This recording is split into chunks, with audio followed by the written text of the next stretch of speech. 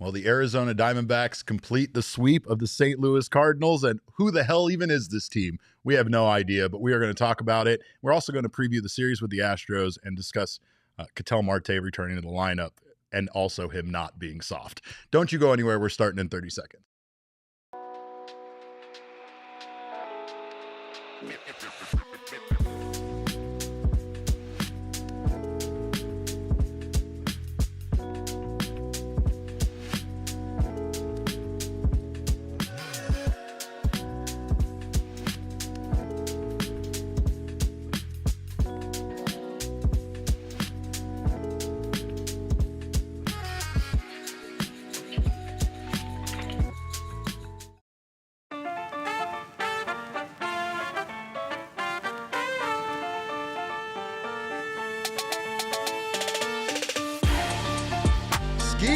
Welcome into another edition of the PHNX Diamondbacks podcast right here on PHNX. My name is Derek Montilla, of course, occasionally known as your mayor of this joint. I got my guy Damon Dog on the ones and twos today, and we have so much to discuss after the Arizona Diamondbacks completed the 3-game sweep of the St. Louis Cardinals and made one Kevin Thomas very sad.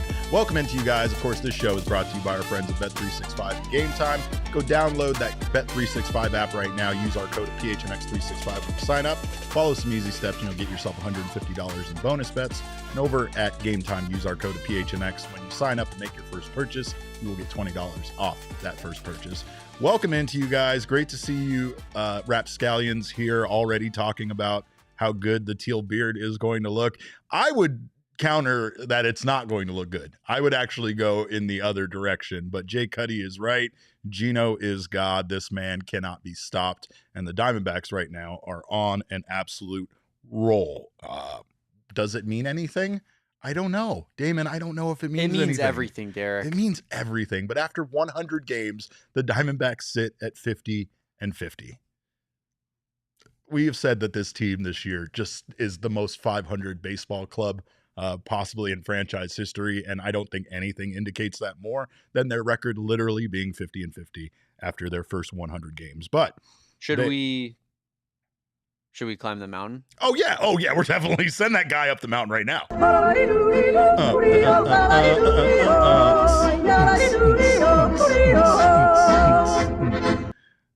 That'll never not feel great. And the Diamondbacks have won 4 in a row now, so they are really on a roll here after the All-Star break. They won their final game going into the break, and now here they sweep the Cardinals 3 games. Saturday marked the first time in franchise history where a Diamondbacks player hit 2+ home runs, while another Diamondbacks player hit 2+ triples. That would be one Eugenio Suarez and one Corbin Carroll.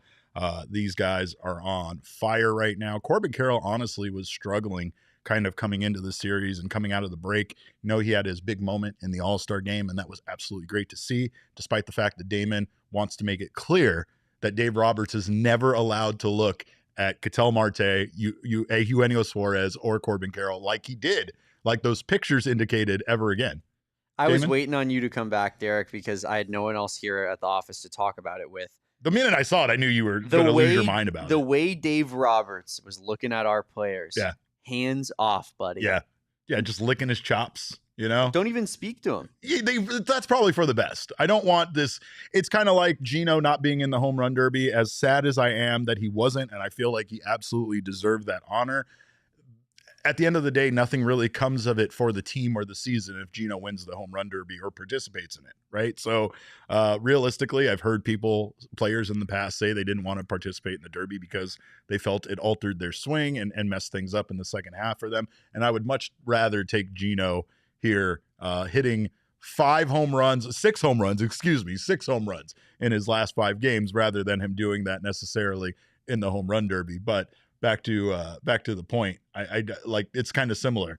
Like, I want to keep a kind of even thing, and we are enemies, Dave Roberts. So I don't want you fraternizing with our players. I don't think I said that word right. No, you did, I think. I don't want you like looking at them too long. I really don't want you talking to them. I feel like you should go through a bench coach that then have to relay anything that you want to tell any of the Diamondbacks players that way. But I just don't love how chummy they are. Yeah. No, Corbin's going on Mookie's podcast, and It's just a whole I did say I like that, so I mean, I know you love it. Well, you're a Dodgers fan. That's why you love it. But it's I'm a crab catcher fan. Come on, it's a cangrejeros. But our friends at DLLS, they asked Corbin Carroll like if there was a quarterback style baseball show who he'd like to see on it, and he said Clayton Kershaw. Wow.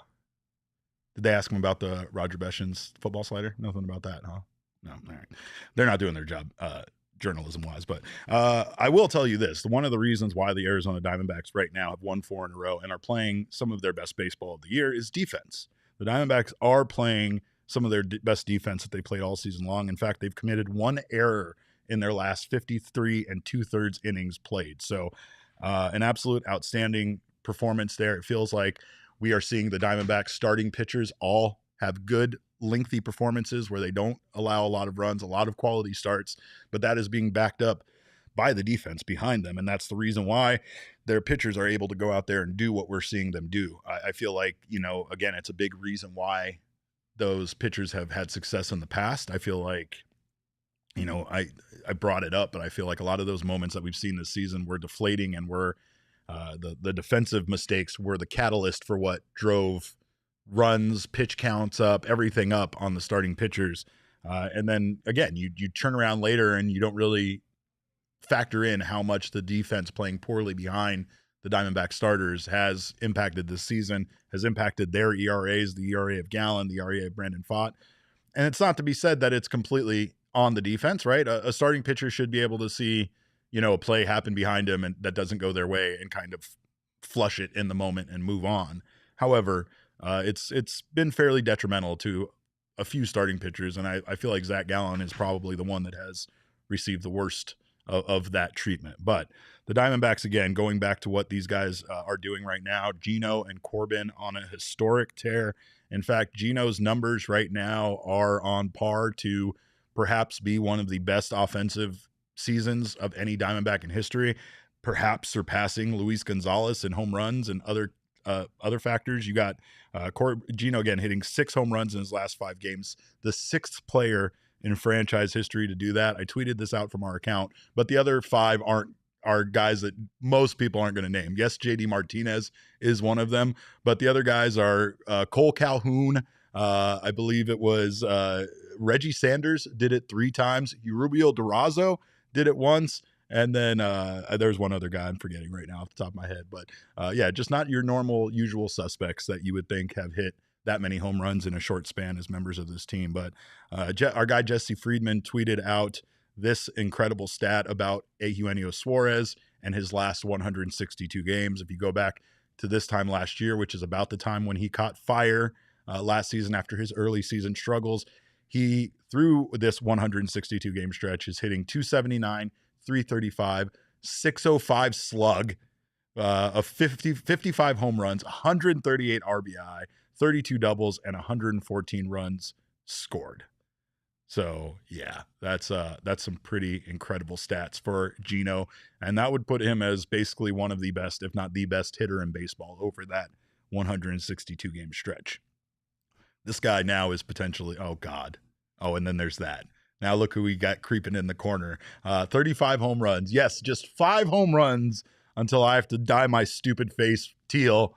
And Derek, how can that be? It's only 1 series after the All-Star break. Yeah, I don't know how that can be. That's the middle of the season. I remember when Gino went cold after his hot stretch early on, and that was Damon the Point. You weren't here for it, but that's when I decided to change the bet from 50 home runs down to 40, just because I just wanted to get to this point faster, I guess. I didn't want to drag out the inevitable dying of the beard. So, plus we have to have playoff stashes when the playoffs come around. Well, so, duh. Yeah, duh. So we need to get we're making playoffs. We are making the playoffs now.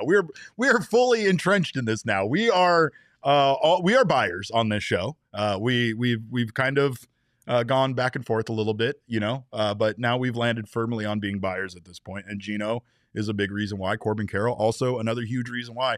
Since 1940, Corbin Carroll is the 8th Major League Baseball player to reach 39 or more triples in their first 430 career games. The last player to do so was Dexter Fowler with the Colorado Rockies back in 2009. So Corbin Carroll doing some amazing things. In fact, Per OptaStats, Corbin Carroll has achieved something that no other player in baseball history has achieved. Per OptaStats, Corbin Carroll is the only player in Major League Baseball history with a season of 4 multi-homer games and a season with 3 multi-triple games. It's crazy.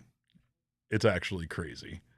So I don't know what to say about Corbin Carroll and what he's been able to do for this team. Like I said, he was actually in a little bit of a slump over the course of June and July.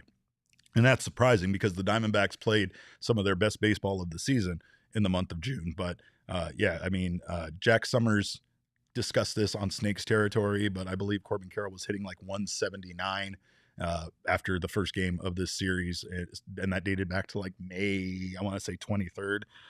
So again, an excellent job of Corbin turning his season around, but this was a thorough victory over the Cardinals. I will say that this isn't the first sweep of the season for the Diamondbacks, but it felt like the most complete sweep that they've had. Let's take a look at the numbers from this series presented by our friends at Desert Financial Credit Union.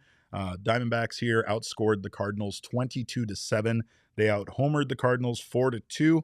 They were tremendous with runners in scoring position. Diamondbacks went 4 for 13 in game 1, 5 for 11 in game 2, and then 1 for 4 in game 3. They were 10 for 28 for a .357 batting average with runners in scoring position, and that is how you get the job done. We've talked about how much they've struggled with runners in scoring position. Meanwhile, the Cardinals, 2 for 9, 0 for 7, 1 for 7. They were 3 for 23 in the series, and they have a .130 batting average with runners in scoring position.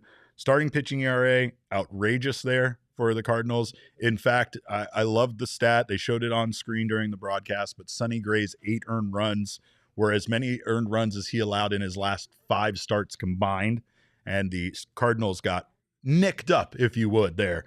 Thanks for Tori for that phrase. They had a 13.50 ERA for their starting pitching. Meanwhile, the Diamondbacks allowed 3 earned runs from their starters in 19 innings pitched.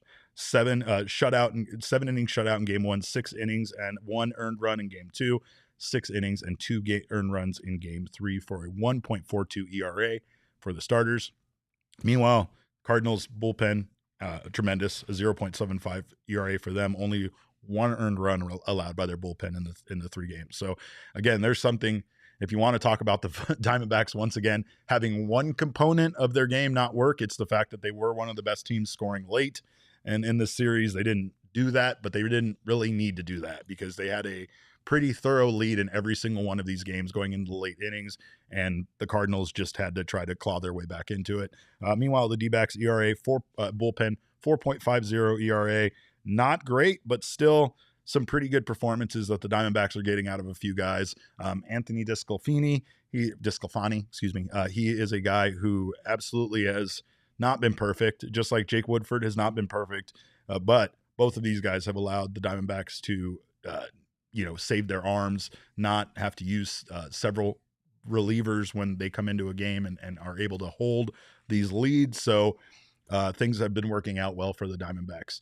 Can it continue? Well, they have so many tests this month before the end of the month that, it's the story is going to write itself. The Diamondbacks kind of at this point at 50-50 control their own destiny. But controlling their own destiny means that they have to win some tough series against tough competitors, including the Houston Astros, who are here in town and the Diamondbacks take on tonight. So we're going to preview that series on the other side of this break. But before we do that, let's take a look at the drunken orgy of violence known as the National League West, or the NL West, if you will.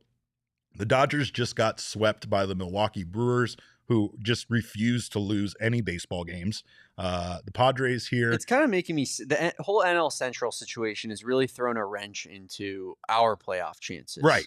It's like, hey, why are you guys all good? You're all supposed to be bad. Exactly. And not only that, but they are like running away with that first spot. Right now you have the Cubs and the Brewers now tied. And the Cubs have the best record in baseball, I believe. So second best record. So what you have essentially is 2 of the best teams with the best record in baseball. One of them is going to end up, if they continue down this road, with that top wild card spot, without a doubt. It's going to run away with it. So again, that you're right. This greatly impacts the Diamondbacks' chances here, and that's the reason why we need to do everything we can to win these critical series. Now, again, I have no idea what the Diamondbacks are actually going to do at the trade deadline, but I feel like what we just saw in this 3 games makes that decision much more difficult, and again, it's why it's frustrating to probably be a part of trying to figure out these decisions for Mike Hazen and his front office. It's frustrating because you feel like this team is so much better than what we've seen, this season. And of course, the bullpen, big reason why, but that defense, those numbers I discussed there early about the defense is not the way the Diamondbacks defense has played this year. And that is a big reason why the Diamondbacks were able to complete the sweep of the Cardinals. Offense, things are going really well. Gino, again, can't be stopped. Right now, it's great that he's doing this for this team. And if the Diamondbacks should choose not to trade Gino, he is going to be a powerful offensive weapon. On the flip side, at least if you want to have a silver lining to the idea of the Diamondbacks trading Eugenio Suarez, his value couldn't be higher right now. His value absolutely couldn't be higher. And as crazy as it is to trade away one of the best offensive players in baseball, if they do that, they should only do so if they're going to receive an absolute haul in return. And part of that haul needs to be beyond prospects. Part of that haul needs to be pitching that could make this team potentially competitive still beyond a trade of someone like Eugenio Suarez. But I also don't know how they complete any kind of trade of any of their starting pitchers without receiving a starting pitcher in return. They just don't have the pieces. And at this point, not to attack our guy, Yumin Lin, but I don't really want to see him come up and be a starter for this team because I just don't think he's not ready. He's ready. And I feel like right now, based on his numbers and his performance in Reno, that he's inching closer to being that next guy up. Should the Diamondbacks make a trade for Gallen or Kelly, they need to call somebody. I mean, I don't know what they're going to do. I really don't. I mean, they could potentially look to one of these guys that they acquired that are long relievers in their bullpen to come up and help. I know they've already asked Disco to come up and make a spot start, which seemed to really help the starting rotation, having that one day off and extending them by that one day. But none of the answers to trading away one of the starters seems to be a great answer. And the only part of that would allow you to do so would be to receive a starting pitcher with years of control back. Maybe not a great starting pitcher, maybe a young guy that really hasn't proven themselves yet, but somebody that can still go out there and give you 5 innings every 5 days. The Diamondbacks need that to start 2026. And should they not bring back Zach Gallen or Merrill Kelly, there's more confusion and it gets very murky as to what they're going to do next year for some of these roles that they'll be missing guys, from. But regardless, Derek, I was talking last week with Jesse a little bit, and I went back to the Tyler Glasnow trade that the Dodgers made. Yeah. With for Ryan Pepio. Yeah. And that was kind of a comparison I drew where I was like, Tyler Glasnow, maybe kind of Zach Gallen in this situation. Like, sure.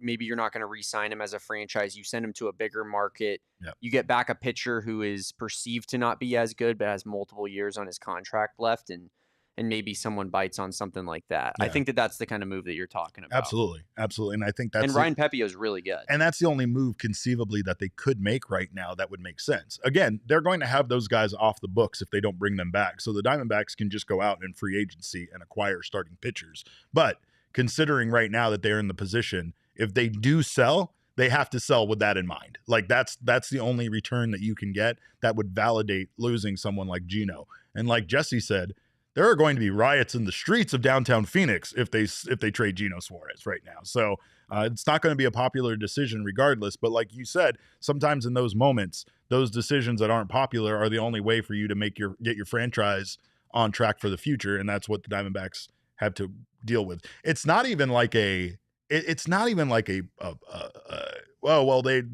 be in trouble. No, it very much seems like next year until they get, Corbin Burns back and such that they really aren't going to have the starting rotation that they need to be competitive. So, I mean, that's kind of it. Elise, known baseball GM. I love how she's talking like she's not Mike Hazen, but she says, if we trade away a starting pitcher, we aren't in the compete now mindset. A trade will have to come from position player depth. So when you say that, the only 2 players that you could trade away are Gino and Josh Naylor. And it feels, and it has always felt to me like Josh Naylor has been the most likely candidate to be traded, and it has nothing to do with the perception that he doesn't like it here, and has everything to do with his value. But again, I mean, Tristan English, he just had a big home run, I think, last night for the Reno Aces. He had already gotten called up. He's a guy that a lot of people are very high on. I just had dinner the other night with Stephen Carey, and he was very high on Tristan, and he didn't like to see him get sent back down. So perhaps, the Diamondbacks move on to their first baseman of the future, or, again, we talked, James McCann has been taking some grounders over at first base. Obviously, they will have Pavin returning soon, much to Elise and Damon's chagrin, but they have options. It's just, again, I mean, even at third, right? If they do move on from Gino and trade him, Blaze Alexander has been playing really well. He had a 4-game hitting streak to start here over this series, but Blaze and Blaze could very much be the third baseman of the future. I know again, when you talk about praise internally, I've heard a lot of good things about Blaze and his defense, his attitude, and just the fact that he is very ready to be here at a major league level. He fits this franchise so well, like from a personality standpoint. I could see how everyone would love him. I love Blaze so much. He's the best. It's hard for me. Again, there are certain people that I will openly tell you on this show that it's hard for me to be biased against, and Blaze is one of them, because he is just one of my favorite human beings, and he's just such a sincerely nice guy. I think he has a future here as a utility player. I really do. I do too. I don't think he'll be the third baseman of the future, but I think that, if he continues to prove it, I mean, there was a time where people thought Jerry didn't have a future here. You're right. You just have to, if you put your head down, work and get better, and you know what I mean? Like I don't think that there's any reason that he couldn't make it here. Well, and I as much as I believe in Jordan Lawler, and a lot of people feel like Jordan Lawler is the third baseman of the future for this franchise, I have to see him hit a spinning ball before I can believe that he is. I have to see him hit a ball that spins before I can believe that this man will be a major leaguer. And quite frankly, Blaze has shown the ability to do everything at a major league level already. He's made his mistakes, but that was last season. This year, we've seen him play some really good defense. So, and like you said, the fact that he can play multiple positions and offer that utility kind of factor seems to be something that will win him a lot of playing. They love that too. Yeah, Torrey loves a player like that. Yeah. But, of course, we have more to talk about, including this upcoming series with the Astros and Christian Walker returning to Chase Field, as well as my thoughts on Ketel Marte missing time and why it absolutely shouldn't matter to anybody out there. So don't you go anywhere. You're watching the PHNX Diamondback Show.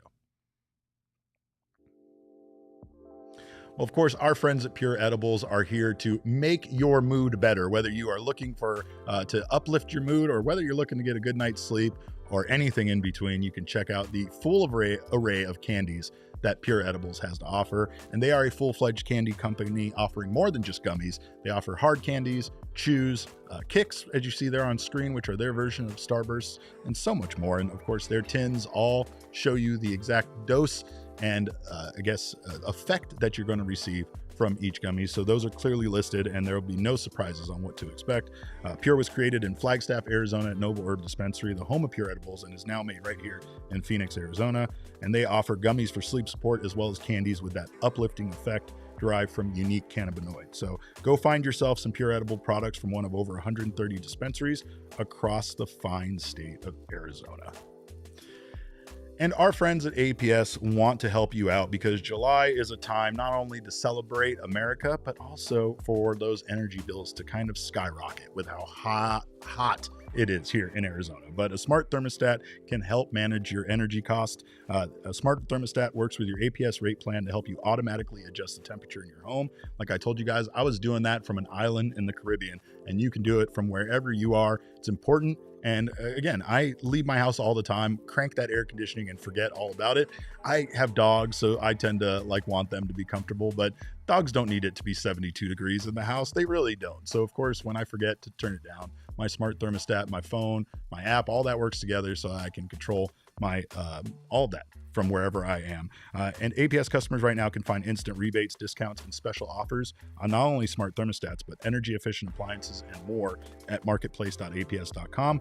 APS customers may be eligible for smart thermostats as low as $0 when you enroll in the APS Cool Rewards program. If you already have a smart thermostat at home, see if it's eligible to enroll in Cool Rewards, plus free installation is available at marketplace.aps.com. Must be an APS customer and pay shipping and taxes. Other restrictions do apply. Go to marketplace.aps.com for more information. All right, Damon. Well, the Diamondbacks have a tough competitor coming into town. And again, the Houston Astros are just one of those teams, man. They really struggled early on. We know Christian Walker struggled early on. He was injured. He missed quite a bit of time. But those Astros turned things around, man. They currently lead the AL West. And let's take a look at their numbers at a glance for the 2025 season. Astros currently have a record of 57-42 with a plus 58 run differential. But they are 3-7 in their last 10 games. They also recently had a fairly lengthy extra innings game in their previous series. So you love to see that when, you have to take on that team, especially when you take a look at their relief pitching ERA. Their OPS as a team is 732, which is good for 12th in Major League Baseball. Starting pitching ERA is 3.84, which is tied for 9th. Relief pitching, 3.31, third in baseball. Also outs above average, 21, which is also third in baseball. So those are numbers that I absolutely envy. And I wish that all I need the Diamondbacks to have is that relief pitching ERA. And if they did, you're talking about the NL West leading Arizona Diamondbacks. Derek, Am I wrong? Do you remember that postgame show we did last year where I joined the stream and I had Utopia in the background behind me? Yeah. That's what the world would be if the Diamondbacks had a top 5 bullpen in baseball. It really would be utopic. Oh man. Also, can we talk about Christian Walker in this picture? We sure can. How many times did he show emotion like this in Arizona? As a guy who put Christian Walker on a lot of thumbnails and pictures and graphics. You're an expert on this that. This is kind of making me sick to my stomach looking at this. We never got this side of Christian Walker. You're not wrong, but it will be great to see Walker back at Chase Field. Maybe not so great. I mean, I want him to do well, just not well in the next 3 games. You know what I mean? His career numbers at Chase Field, he slashed 247, 331, 465 for a 796 OPS in his career, and has not played here since joining the Astros. This will be his first return to the Chase Field. So that's great. Day Walker says, well, that's a walk-off picture, so he's showing emotion. But that's true. That's fair. However, I still I'm on Damon's side a little bit about this one. And I just love emotion. So I would love to see Christian Walker show a little bit more. But he also was I don't know. There was something about him that was the consummate, kind of dad of the squad. He wasn't old enough to be, but he just kind of was, right? Speaking of players being back, though, Ketel Marte is back in the lineup after missing 3 games due to his home being robbed while he was away in Atlanta during the All-Star break. And there is a lot of conversation and discourse around this that kind of makes me sick. I won't lie. The idea here that Marte, there's a lot you could say here. According to our guy Alex Weiner, Marte had $400,000 worth stolen from his house. Those items range from obviously jewelry and other things to personal items. But it's crazy that there is a discourse about Ketel Marte in some way being soft or this being a problem, right? It sucks that it happened, and it's not an ideal time.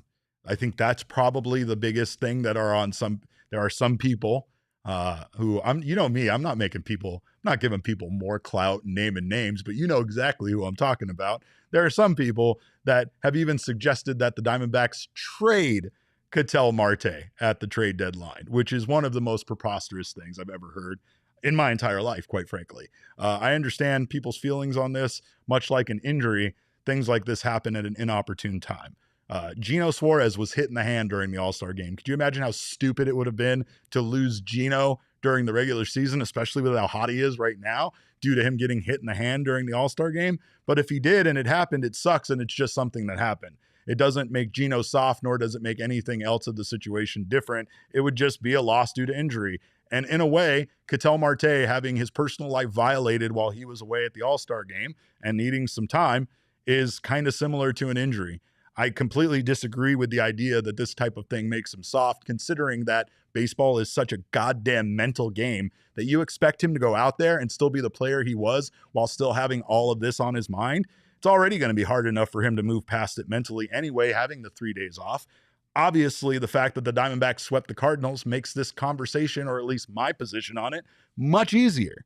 But I still don't think that anybody anybody that is saying that Ketel Marte is soft or should be traded really understands the value of Ketel Marte. I can understand people not liking it, and I know people are going to have their opinions, but some of you take the day off from work if you have a little cough, so don't come at me with why you take days off from work. Sometimes we just need a mental health day, and quite frankly, if I had nearly $500,000 of items stolen from me, I probably would need several myself. So I think that it's a ridiculous argument, and I think that the idea that Ketel Marte is somehow now expendable or you don't want him to be a part of the team is insane. It really is insane. And I haven't seen this man in our chat in a very long time, but Josh Huntstar05, let's see here, put it up there. It says it really shows the insensitivity of people we won't name. It's not even the cash loss that's devastating, but the mental damage done. A man's castle shouldn't have to be a fortress. Hard to feel safe.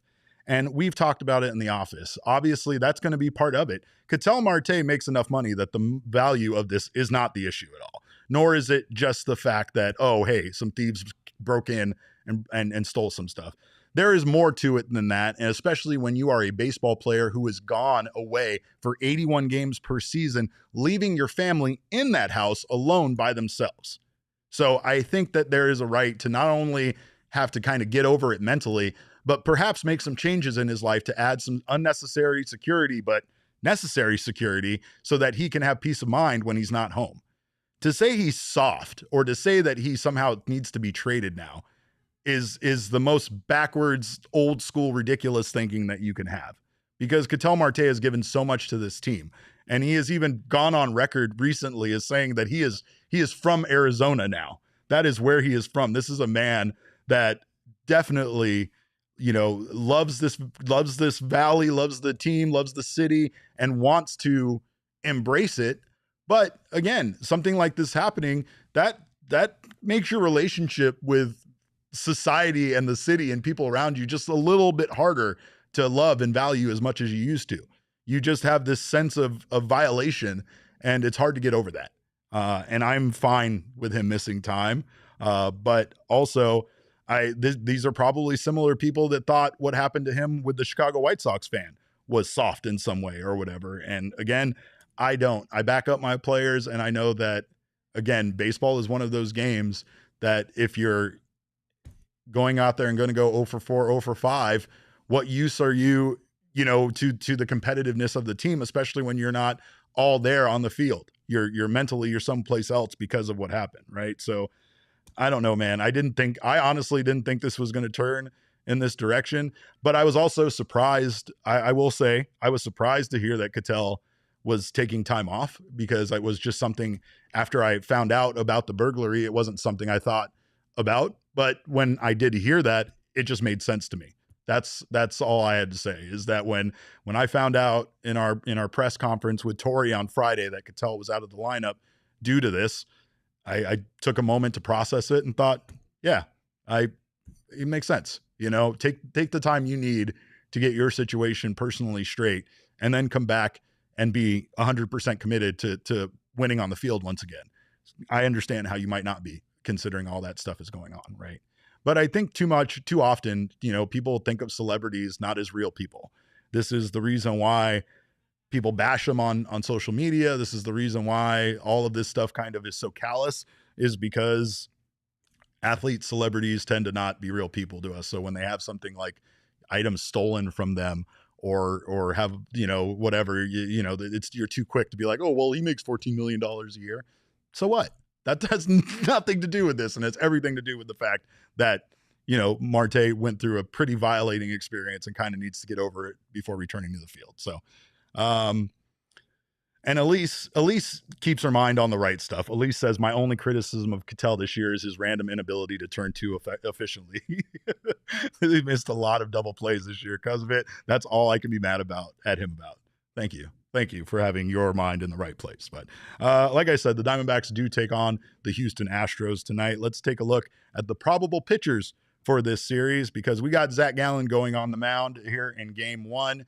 And I do not hate this. I don't hate the way the Diamondback starting rotation is currently stacked.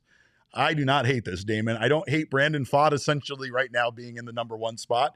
And then you get Merrill Kelly, and then you get Ryan Nelson. Then in a series like this, the next 3-game series, you get Zach Gallen leading off in game 1, you get Erod in game 2, and then you got it coming back around to Brandon Pfaadt in game 3. And I really kind of like the way that the rotation is currently, just configured. I do.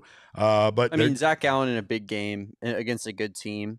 I just wish it was on the road. Yeah. And not at home. But I feel so much better. I do feel better about him playing a team like the Astros than a team like the White Sox. Yeah. You know what I mean? Oh, yeah, for sure. And then, I think to be frank, the worst pitcher that we have out of these 3 is Erod, and that's going up against their ace. Yeah, exactly. So it's almost like a sacrificial game in the series in a way. But we do have Framber Valdez going in game 2 with his 2.75 ERA and his 125 strikeouts against Erod, who is 3-6 this year with a 5.94 ERA.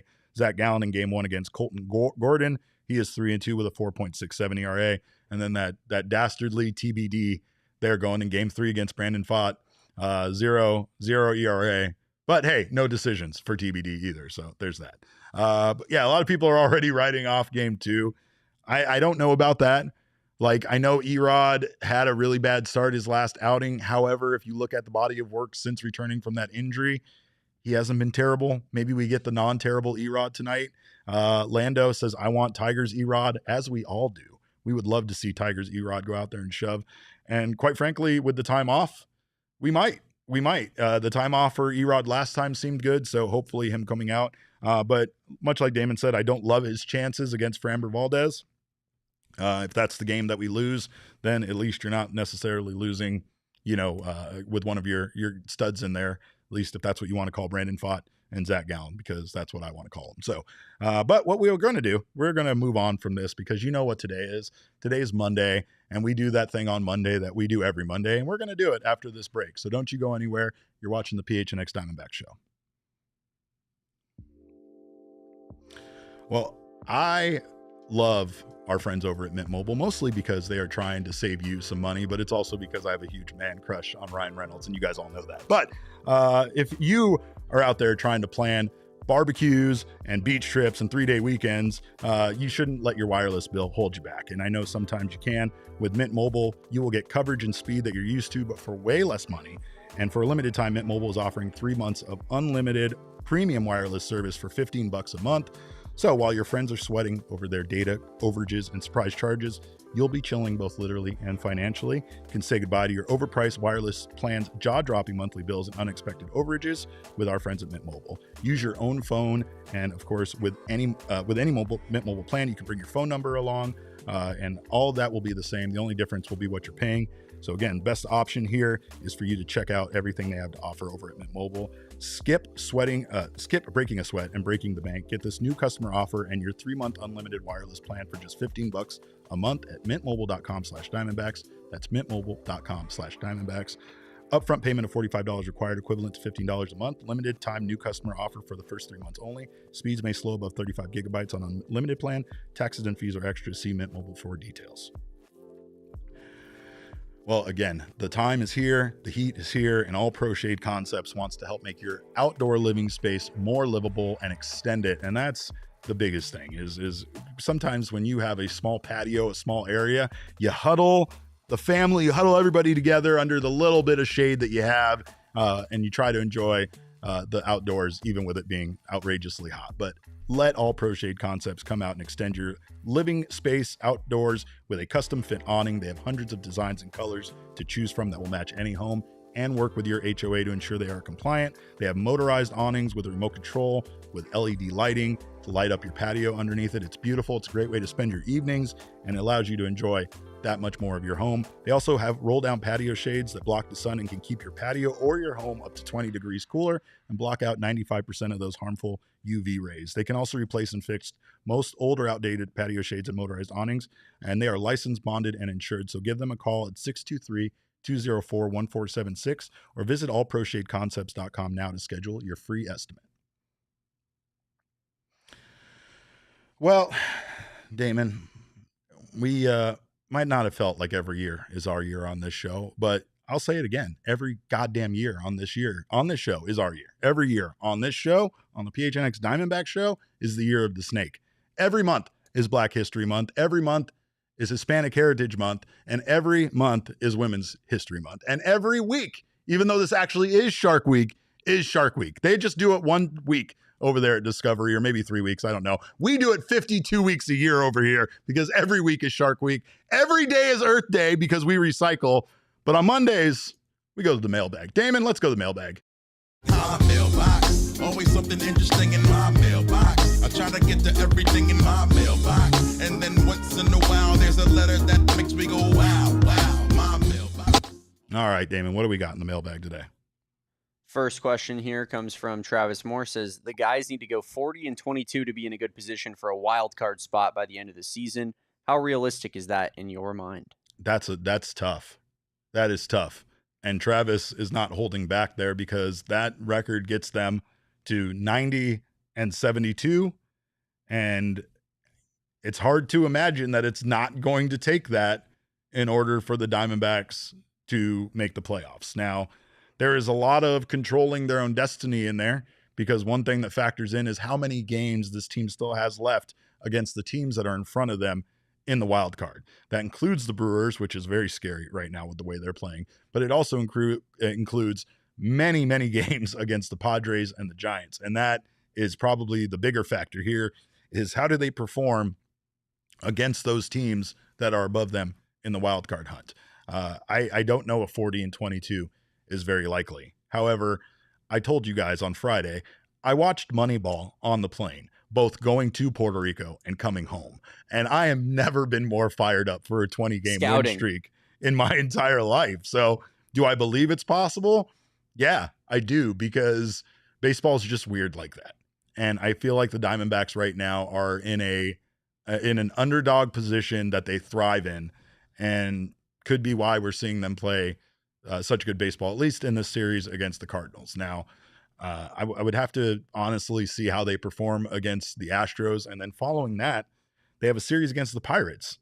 I keep giving them these stupid stretches. Like, how do they do over the next 8 games? How do they do over the next 12? Can they do this? And every time they've kind of failed those tests, and they really haven't proven to be able to come out of those situations with a superior winning record. Maybe in some cases they came out with just above 500, but that's what they've played all season long. Being just above 500 is probably not going to be enough to get them to the postseason. And I think that's the most difficult decision that this front office has to make by the end of this month, is that exact prediction. Do they feel like this team can go 40-22? Hell, I think this team can win 62 games straight. But I mean, that's only because I just watched them win 3 in a row, and I'm more pumped than ever. But I think 40-22 is pretty difficult. And I think, again, in order for them to get the job done, maybe they don't have to go that many. But I mean, you're not wrong, Travis. It's not much. It's not much less than that. Could maybe say 38-24 or something like that. But you are still right there in the neighborhood of absolutely what they need to do in order for them to make the playoffs. We got a couple of super chats real fast. Let's take care of those before we move on to the next question. Carlos in the super chat, thank you for your super chat. He says, Derek, how does it feel knowing that there's a real possibility you may have to dye the beard teal before the trade deadline? Now that one would hurt the most. Yes. Having to dye it before the trade deadline, but then they also still move Gino, would be the absolute worst case scenario. It couldn't be worse than that. I don't know how I could rebound from that. I really don't. That would be an immense amount of pain, Derek. Yeah. However, I mean, it's going to hurt to have to dye my beard teal, and I feel like that's inevitable regardless of what's going to happen. I've already been shopping teal dyes, and I found some wonderful ones for like $12.99, so it's not going to cost me nearly as much as I thought. Piece of Yoshi, thank you for your super chat. He says, bonus question, how many non-kid friendly words do we think it uttered in the Lovello household after Gino got hit in the All-Star game? 17, but in a row, right? Without like other words in between them. It was just like F-bomb, F-bomb, F-bomb, S-bomb, F-bomb, F-bomb, F-bomb, F-bomb, F-bomb, F-bomb, F-bomb. But yeah, no, there were definitely a lot of curse words. I was in a tropical paradise and I was screaming curse words, but that's also because it was very late and I realized how hard it is to be an East Coast sports fan when I was on the island. So there's that. I don't ever want to go back to that world, Damon. Never. Let's go on. What else we got? Next question. Next question here comes from Basketball and Football Guy. Says, when Shelby Miller and Jalen Beeks come off the IL, who do you expect DFA'd or sent to Reno? That is an unfortunate question, honestly, because that is true. That is going to be what is going to occur. And I know regardless of what happens, I don't really love the decisions that the Diamondbacks are going to have to make for their active pitchers. Like, I think that when they return, I think Andrew Saalfrank is probably a likely candidate to get sent down. And I think perhaps John Curtis or Jake Woodford would be DFA'd. That would be my guess. I would think that Curtis hasn't pitched great. I think Jake Woodford's pitched a little better. So if you were asking me right now, I would think that Andrew Saalfrank would get sent down and John Curtis would be DFA'd. That's my best guess. But you also have the fact that Ryan Thompson will be returning as well from the IL. So there's one more spot that they're most likely going to need. I don't see it being Kyle Backus, because that man should not go anywhere. He is a Major League Baseball player, and he is in my bullpen forever. So I don't know. But again, there's also, the fact that they right now have the 3 catchers. I don't know what they're going to do with that. And a couple of other things. So I don't know. Ildemaro Vargas, that's another guy. When he comes off the 10-day IL, they're going to have to also figure out that. So some roster decisions that aren't going to be great, but hopefully you can move this team in the right direction for sure. All right, Damon, what else we got? Next question here is from Russell. And Russell says, how many more home runs will Gino have before being traded or before the season ends? Eugenio Suarez is currently on pace to have 53 home runs this season. So regardless of me changing my bet, I feel like I was going to have to dye my beard teal at some point, regardless. But I will say that if you're talking about before the trade deadline, he's going to have 41. That's why he's going to have 41 for sure before the trade deadline, or maybe just 40, maybe right at 40. Just enough to make me dye my beard, and then the Diamondbacks trade him. I hope that's not the case. I know we have more questions about it, but if he has that many, I actually feel pretty confident that he wouldn't be traded, because that probably means that the Dbacks are winning some baseball games. You're right. Probably. You're right. But granted, we did lose when he hit 4. There's 9 days left in the month, right? I mean, we're asking him to hit 5 home runs, and he just hit 6 in 5 games. It doesn't seem like it's not out of the question. It does not seem like it's out of the question. But I do agree with you that if he does have 40 before the trade deadline, how do you trade him? I just don't know. I don't know how you do that. I do know that the month of September, though, is extremely difficult for this team, and I don't love the way the scheduling rolled out for them. So that could also factor into whether this team thinks, or this front office thinks, that they should be buyers or sellers come the trade deadline. What else we got, Damon? Let's go on the next one. Yeah, next question here is from Andy, and Andy asks, if we do end up trading Gino, does Andres Munoz solve all of our bullpen problems, hoping we go on a tear and we end up being buyers myself? You guys just really want to hurt Shane's feelings, and I like that. Andres Munoz this year has a 1.46 ERA with 48 strikeouts and a 0.89 whip. I would trade you for him, Damon, right now on the spot. I think I would trade me for him too. I wouldn't even ask. But that's how much I love this franchise. I don't know why. I don't know how Andres Munoz would be the factor. I don't think that the Seattle Mariners are going to trade back for Gino. But I also don't think that they're trading Andres Munoz at all. I don't love their chances, but I also think that man is under control for that team for a while. So I don't see them necessarily needing to trade him away at this point. So, but I do know, going back to that question, I do know that if the Diamondbacks can somehow get somebody to offer them a pitcher anywhere close as a reliever to Munoz's status, it's hard. It's hard not to consider trading them whoever they're asking for. So, and that even goes for a starter, because if we're talking about guys right now or what the Diamondbacks need right now, they kind of need somebody that can be the definitive closer for this team. And if they can figure out a way to get that in a trade, that could completely change their season more than even keeping Gino. Piece of Yoshi says, imagine it's just Carlos Vargas again. No, I don't want to. All right. Damon, let's go ahead and get another one from the mailbag. What else we got?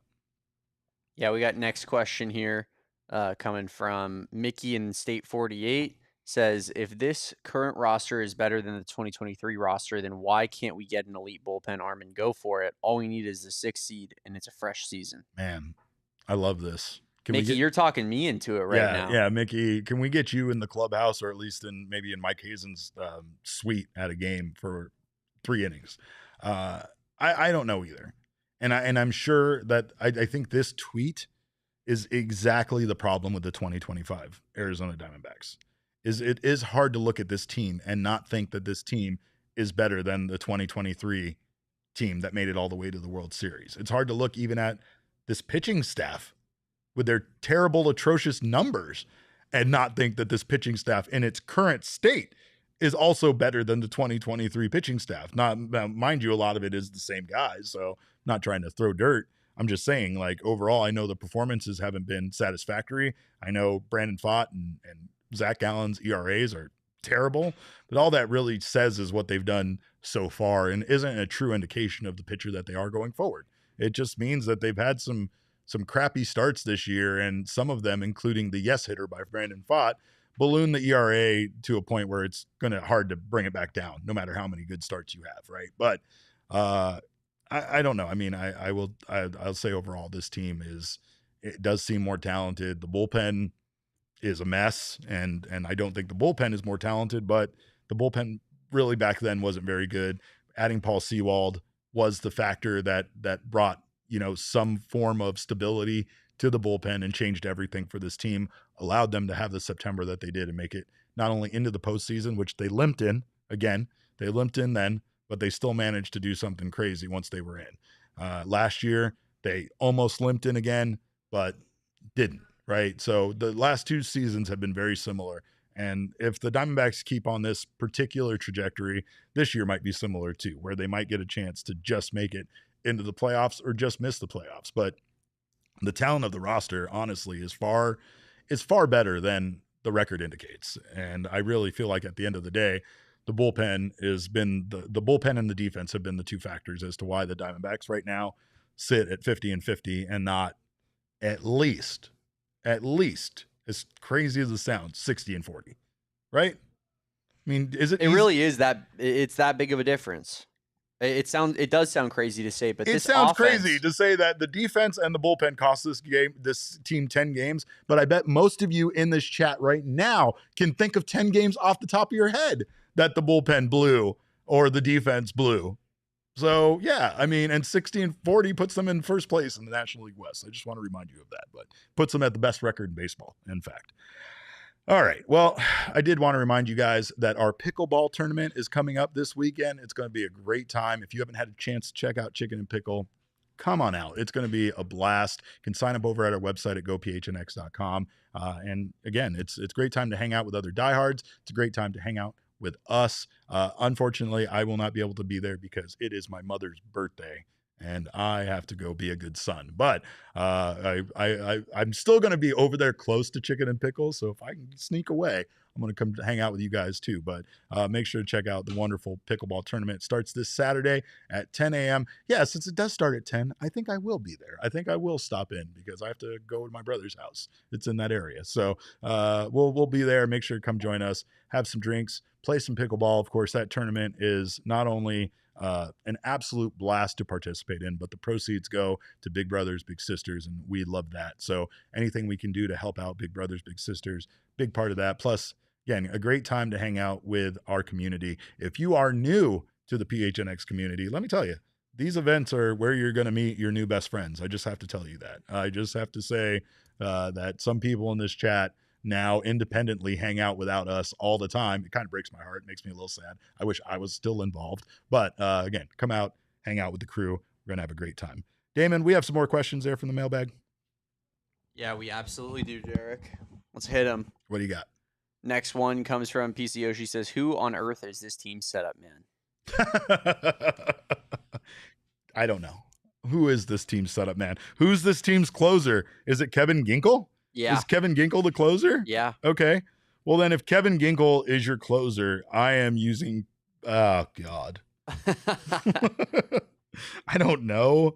Kendall Graveman, Kyle Backus. Like, again, Kyle Backus is now in that left-handed position, right, of being not the only lefty in the bullpen right now with Andrew Saalfrank there, but Kyle Backus to me is your next best option, even as a closer, right, with the way he's pitching. And since you do have two lefties in the bullpen and will when Jalen Beeks returns, then I would be willing to use Kyle Backus in that high leverage situation in the 8th inning, and then let Jalen Beeks be your guy that can kind of come in for the other lefties in relief in 6 and 7. So that's the direction I'm leading, but it's definitely not it's not who you thought you would see in there at the beginning of the year. That's for sure. So, but yeah, I agree there. Ginkel is closer, Backus is setup, Disco as long man, and then everyone else is middle relief. Yep. I can agree with Piece of Yoshi on that.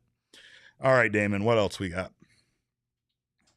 Next question comes from All-Star Corbin Carroll enthusiast. Says, what's more likely to happen first, a Corbin Carroll 3 triple game or Derek dyeing his beard teal? Corbin Carroll 3 triple game almost happened. Yeah. It got close. It was stopped by one Blaze Alexander who just, I mean, I guess we should blame it on Sean Larkin. Blaze would have gone. If you didn't have to tell Blaze to run, Blaze would have gone. I think Corbin still should have ran to third and then just shoved Blaze off the base. That's what I would have done. And then he would have already had a 3 triple game. No, I'm sure of it. I'm 100% sure that me dyeing my beard is going to happen first. 100% sure. Lando in the chat just said Pavin and Jake for Ryan Helsley, and I've never got more excited about something than that, because I know it's not going to happen, but you can have them right now. I would drive them. I'll fucking throw Damon in on that deal. I will throw Damon in on that deal. Wow. I mean, I don't think you needed to throw me in on the deal. I literally just said I was going to drive him, and I offered to do that travel-wise, free of charge for everybody, and then you said keep him. Yeah. I was like, you can take him too. Yeah. I'll pack his bags for him. One-way ticket. No bother coming back. Elizabeth Zabe, aka Zabe, in the chat says we love blaming Larkin. We really do. We really do love blaming Larkin. All right, let's get one more in here, and then we got to get out of here. Next question comes from Michael Rokicki, and Michael asks, so I know everyone is obsessed with Derek and the teal hair, but what will Damon do if Perdomo goes to 100 RBI? 100 RBI. Damon, what are you going to do for 100 RBI? I didn't see this until right now, so it's very much on the spot. I mean, he's at 72 already. Yeah, he's going to get to 100 RBI. For sure. Yeah. Like, for sure. No facial hair? Oh, my God. It's hideous. I don't know if anybody is ready for that. Remember, I did that on accident once, and Bill Brock walked in here and said, what the hell happened? That was the first thing he said. I think that's when the wheels got put in motion to move you from that show to this show. I believe that was really when it was. You couldn't take looking at your bald face anymore. Ernesto says just shave the stash. Ugh, that's even worse. Go AJ Puck. Go full AJ Puck with the facial hair. And here's Kevin out of nowhere. You'll have to address this on your U of A show later. I'm not he said clown, you should do Kevin. A teal streak in the hair. He said streak. Oh, you should do a rainbow wig with all sorts of different colors and a big giant red nose. I think you should get a frog tattoo. That's what I think you should get. I think you should get a matching frog tattoo if Domo does it. I think that's the fitting. We'll think of something. Yeah, we'll figure something out for sure. But we love you guys. We appreciate you guys for your questions. Of course, as always, you guys make Mailbag Monday what it is. So again, thank you so much for providing those to us. We will be back tomorrow with another post-game show. Make sure to join us for that. In the meantime, you can follow us on Twitter. I am at cap_caveman with a K. Damon is at Damon Dog with a DAWG. We are all Damon's dogs. Bark, bark. Our show is at PHNX_Dbacks, but as always, all roads lead to at PHNX_sports on Twitter, Instagram, and Facebook. Thank you guys again for your time. We appreciate you stopping by. As I've said in the past, your time is your most valuable commodity. Thanks for sharing it with us. So join us again tomorrow night. We'll be back here. Until then. Big week of games, Derek. Big week of games. Huge. We got Christian Walker back here. So maybe, I hope I don't have to play the Walker song, but I might just do it just for the memories. But we'll figure that out, as much as we'll figure out what Damon's going to do when Perdomo hits those 100 RBI. But thank you guys again. Appreciate you for stopping by. We will see you tomorrow. Until then, behave yourselves. And remember, kids, baseball is fun, but it is so much more fun when Gino and Corbin are setting records. We all silly like the mayor.